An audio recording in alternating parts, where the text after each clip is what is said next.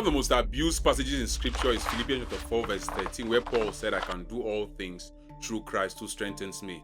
Many Christians have come to believe that if you are a child of God, whatever you set your heart to do, it must become an instant success. After all, you can do all things, and the emphasis on the word all, through Christ who strengthens you. But this is a clear case of failing to understand a verse in its context. It is imperative that we understand what Paul is talking about, so that when he said, I can do all things, we know what the all is in that particular passage of scripture. Now from verse 10, Paul begins to draw the attention of the Philippian church to their generosity towards him.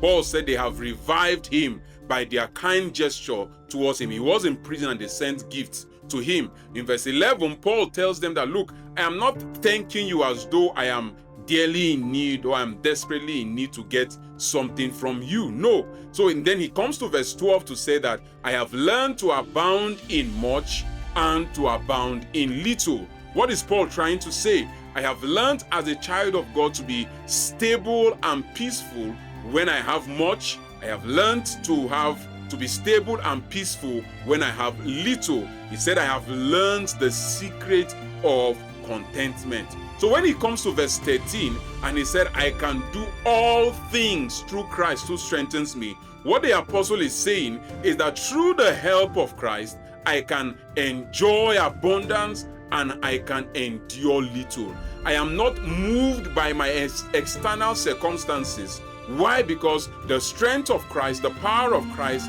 is at work within me, helping me even in the midst of all these circumstances to still stand strong and to still stand faithful. So all things in that passage is specific to times of adversity and times of suffering. The Christian can still maintain peace. The Christian can still be joyful.